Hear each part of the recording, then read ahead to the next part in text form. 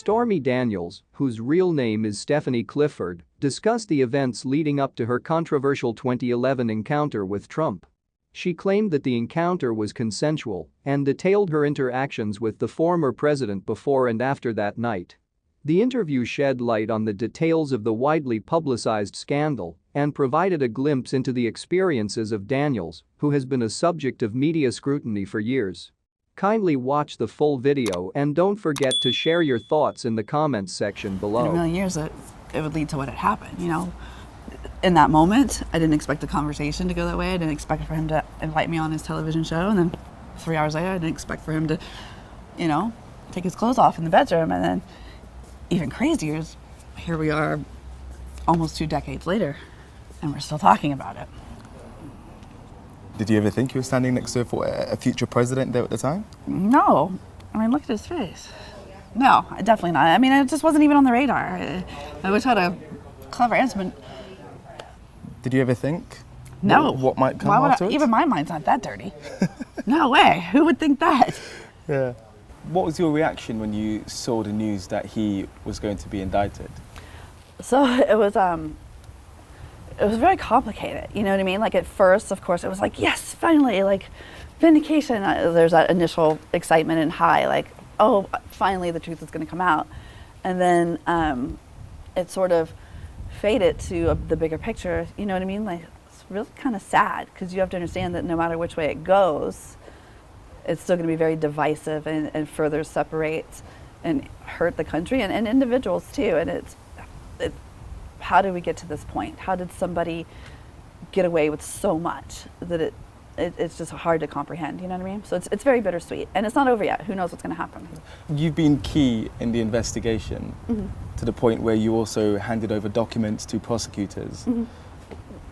Just how damning are those documents? It just depends on what they decide to use. You know, I turned over some emails between, you know, former attorneys and offered all my phone records and a list of witnesses and chronological facts that can be backed up by witnesses and photographs.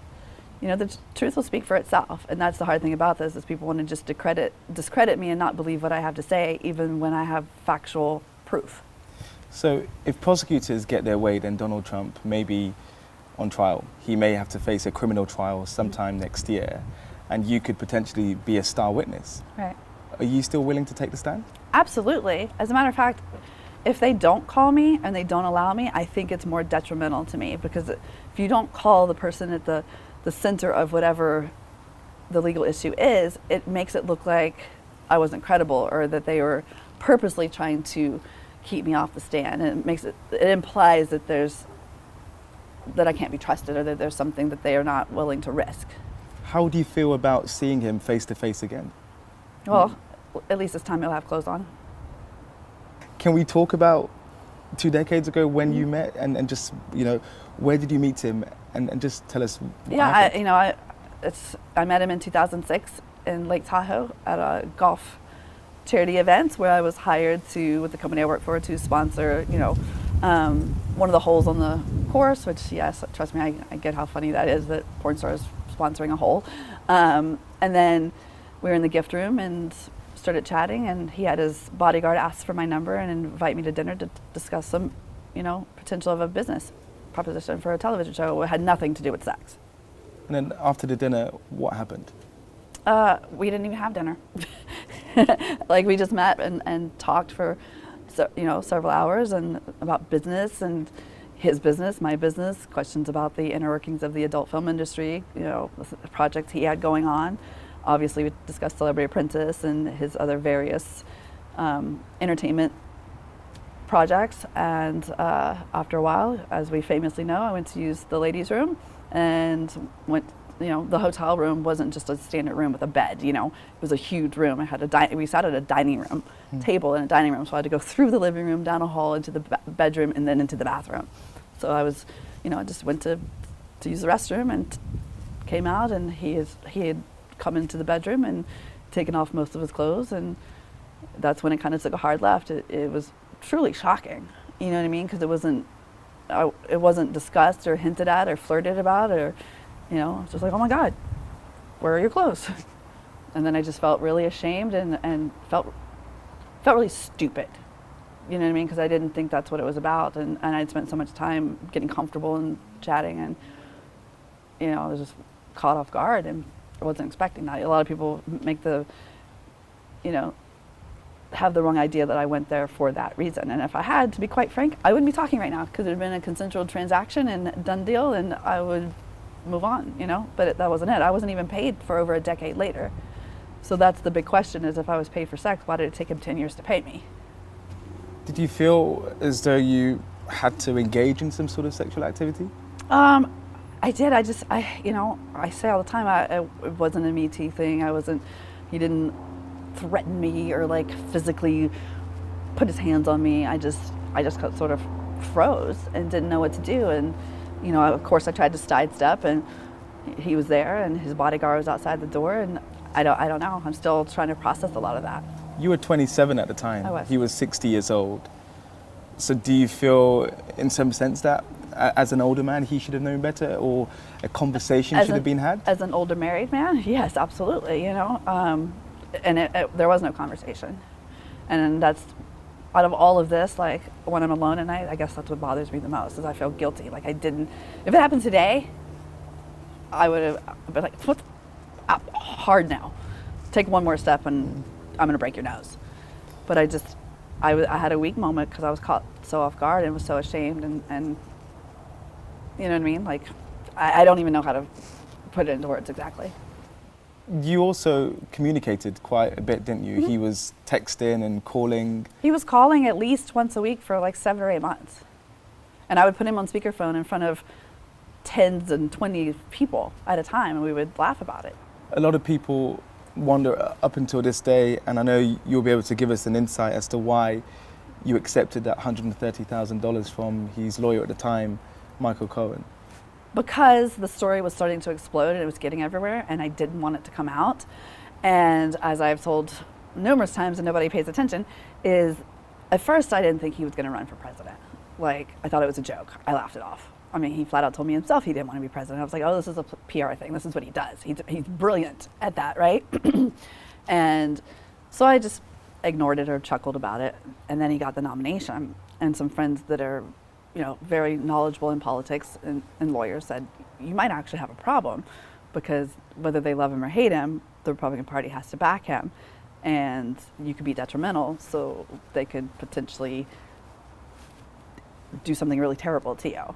And so when they approached with that offer, I was like, oh, this is perfect, because now there's a paper trail and proof, so they can't touch me. And also guaranteeing that, well, at the time, I thought it was a guarantee. I was sorely mistaken that it would never come out and my life wouldn't be disrupted, because I had this, you know, amazing family and career and friends, and lived a very quiet life in Texas in my dream house, and none of my neighbors knew who or was or what I did. So it was a win-win.